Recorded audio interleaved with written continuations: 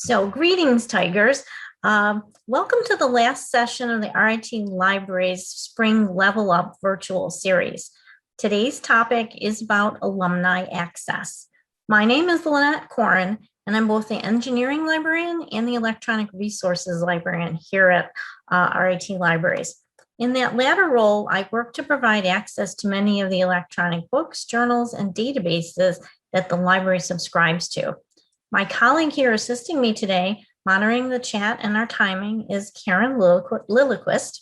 She is the manager of the Research and Instruction Services Department, of which I am also a member. We're recording the session today for those that weren't able to make it, and it will soon be available on our Level Up guide, as well as on the RIT Libraries YouTube channel. The format will be a short presentation of what you'll need to know about accessing resources once you've graduated, or if you've graduated already. And I based all these, the presentation on all the questions that we get regularly from alumni when they're seeking information about how to access these resources. We purposely scheduled this as our last topic so that it would better align with the end of the semester and thoughts of graduation for some of you, and sadly leaving RIT. So students, when they're here at RIT, get accustomed to the resources that they have available to them in their time here, and don't often think about what happens when they transition from RIT student to RIT graduate. Our licenses to the majority of our resources are for access to current faculty, staff, and students. But many vendors do not offer options to provide access to their products to alumni. Those that do often charge extra fees and have separate licenses for doing so. With that said, we're going to concentrate today on what is accessible to you as alumni and how to get it. So I'm going to start sharing my screen now, and let's get this going. You should all be able to see a page that is titled RIT Alumni. If that's correct, good. We are using this guide as our home base for the majority of this presentation. I will encourage you to bookmark it. You can also email this guide to yourself through the feature. You can grab the permalink from here under permalink, or you can just write down and memorize infoguides.rit.edu/home. I do encourage you to bookmark and save it for easy future retrieval. This page may in the future include updates and changes. Things that are ever changing in the world of information and how you access it. So I do encourage you to come back to this page, especially if you're having some issues with access. Next, I want to separate out access by what is available to you in person if you're a local alumni versus what's available to you if you are outside of the Rochester area. So let's start with what locals can access. That's referred to here on the right-hand side of the page. There's a little box about your library account. As an alum, you are able to borrow print materials from our circulating collection. In order to do this, you must have an RIT Alumni ID card. So what you need to do to get that is when you're on campus during regular business hours, you can go to the registrar's office to get an alumni ID. So if you currently have an RIT student ID, in the future, that won't work. You do need to transition to this new ID. Just like when you're a student on campus, your ID serves as your library card, and you will need to bring it with you to check out library materials. What's important to note at this point is that alumni have a loan period of 6 weeks, and you can renew items up to 3 times, effectively giving you 18 weeks of a loan period if no one here on campus needs that material. And you can, believe it or not, have a maximum of 500 items checked out at any one time. So if you are an alum and local and are on campus, you will use your RIT alumni username and password to access computers in the library to use library databases that do allow for on-site or walk-in use. That means that they will give alumni access if you are physically on campus.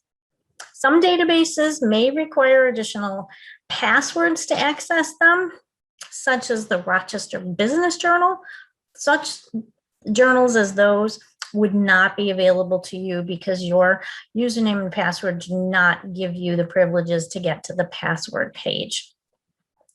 We recently completed a project to move a portion of the collection to an on-campus storage facility. So not everything is in the library proper, as you may have noticed if you're actively on campus. You may wish to perform your searching for materials from off campus so that you can learn whether materials that you want need to be requested from storage before you arrive on campus. So let me show you what that looks like. I'm going to move to another window that I have propped here, which is going to the library catalog. And I've searched for a title that I was interested in, and you can see that it is in library offsite collections. And instead of in the past, this link would have gone to a map and showed you where the book was physically in the building. This now goes to a bit of a directional page that tells you how that process works. So if I click on this, you will now see that it's going to step you through what the process is to get a book from storage. We've updated our icons recently, so these are all blue icons. When you're in the catalog now, you see our new orange ones. But what you're doing is when you see that something is requestable from storage, you would just click the request button, follow the directions to request a copy.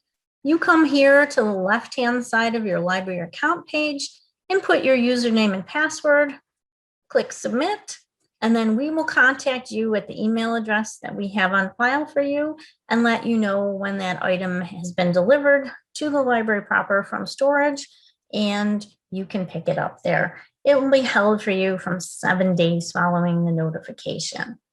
And just going to bring you back and kind of show you live what that is and where it does. If you come here to that request button, you'll see that you do exactly as the previous page said. You request a copy from RIT. You will come here to the left-hand side of the page. You input your RIT student alumni username and password, click submit, and then you'll be stepped through the process in order to complete that request. You present yourself at the circulation desk after you receive the email saying that you have a book on hold from storage, and the circulation staff will check that out to you. So let's see. The other thing to know that is that visitors to the library are not currently allowed due to state occupancy restrictions. I encourage you to check the banner on the library website for updates on COVID-19 restrictions and how they impact alumni being on campus and using the library. Also, a good reminder from the circulation staff is that your library account as an alumni does not get automatically renewed each year. So if it has been a year since you used it last, a simple call, chat, or email to the circulation desk, and they can renew your access to once again borrow print materials from the library. So with that, let's shift to accessing databases from off campus where the majority of you will be when you're doing so. So that's the majority of the page here, what we're focusing on in the center. And these databases are provided to you from the Office of Alumni Relations in partnership with RIT Libraries. The Alumni Relations Office does pay for this yearly access and provides this as a benefit of being an RIT alum. If you find these useful, please thank them and encourage them to renew these annually. In order to access them, you must have an RIT alumni account. So that is listed here. I'm going to click on that for you so that you can see the page that talks about what you get from this alumni account. Some of you may be transitioning, and that's what this page kind of clearly delineates. And for students, this happens almost automatically, but for older alumni, you may have to actually start an account fresh because I think it was in 2012 that students decided that, or RIT decided that students would keep their current email addresses and just transition to this alumni account. So with that said, once that's working, then you can click to access any of the databases. These databases are brought to you by Proquest, and there are 4 of them here. And once you click access here, that's when you go to the alumni page, where they then talk about these library services. So what we're doing in our page is directing you back to them. They are providing the access, and the access is truly on their page. So our page is kind of a little bit of an intermediary to theirs, because so many people think of the library when they're accessing these databases. So the databases that they offer you, as we'll see, let's come back here to our page, our research library, and that's a full text, very general, broad database. We also have ABI Inform. That's a general business database with primarily full text articles. Then we move down to the health management database, and that has a lot of great health related information. And then US Newsstream, as the title implies, is a lot of national full text newspapers. So let's click on one of those. They're all going to take you to the same place. I do have access to the alumni databases to test them out. So once we come here, once again, back to the alumni page and click on Proquest databases, we are taken to the Proquest site. Notice here that it does say that it's Rochester Institute of Technology alumni. I wish I could have gotten that I in there in the title here, but that's how you know for sure that you're in the right place. The access is provided by the RIT Alumni Association. And what I encourage you to do, because these databases may change. Right now, that's the suite of databases that we purchase and Proquest offers to us. But I do encourage you to come here to this databases 6 portion, where once again, I only read off 4 databases to you. They are providing 6 because 2 are freely available, I believe, during the pandemic, so they may go away. So we're just on that guide providing you with the ones that we truly are paying for. But they do also have a coronavirus research database page, as well as a publicly accessible content database. So if you're interested in checking any of those out once you're here, that is what you actually are searching all at once. Because all of these boxes are checked off, you technically are, even when you're in a basic search, you're searching all of the databases. If you want to target and focus, you would toggle off or on any of those databases to make sure they're the ones that you're searching. Okay, let's see. Let's go back to the guide once again and scroll down a little bit here. So once again, it's important that you know how to get to your alumni account, and we've put that information once again down at the bottom of that access.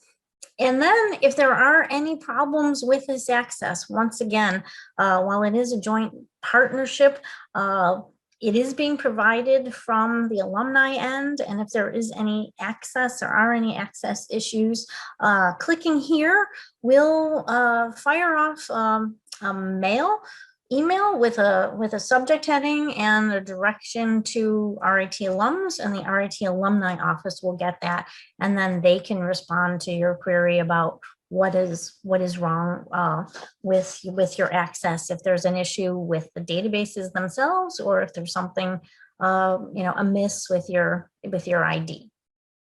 These are just Proquest's terms and conditions of use that we like to make available for you. And next, we're going to talk a little bit about some other databases that you may avail yourself to that are freely available in various ways, but are not brought to you by the Office of Alumni Relations. If you are indeed an alumni and are also a resident of New York State, sometimes our alumni do stick around, if not in the Rochester area, maybe they stay somewhere in the state. You have available to you a few databases that the state library provides to you. And you merely need to click on the Novel NY resources list. And here we come to what is included in the novel databases that the state provides. There are business databases. There is the associated, Britannica academic. There is opposing viewpoints. That's a database that RIT currently subscribes to. There's some good multidisciplinary databases, and there are some different newspapers. There's a concentration of New York State newspapers. We also subscribe to that as well. And then even a computer science database. So this is, I think, particularly helpful, maybe if you're an alumni that has children that may need to get some sort of information for school projects and things like that. So have a look-see and see what databases are available to you if you're also a New York State resident. Just to remind you that this is freely available content for the state, and if there are any access issues, any of those questions or support issues need to be handled with and by the Novel NY staff, not the RIT library staff. Next up are the SAGE journals. Now, SAGE is a journal provider that we have a subscription with, and it is part of that current subscription that we have. And SAGE is one of the very few library vendors that does allow alumni to access our current subscription. So SAGE provides journals. I'll show you. SAGE provides journals in the area of health sciences, social sciences and humanities, some material sciences and engineering, and life and biomedical sciences. So they have a very simple search as well as an advanced search. And there may be times when, even though we pay for a product and we say it's primarily full text, sometimes some of the older issues and volumes are not accessible. Sometimes our content only goes back to a certain volume or a certain year. So if you do have any questions about access or the depth or breadth of the content, please feel free to reach out to us in the library. And we come back to the guide. Last but not least on the page is access to Project Muse. Once again, that is a subscription that alumni do have access to. Project Muse provides 800 high-quality peer-reviewed journals. And let's click here for you. And Project Muse does come to our library database page, and then we take you out.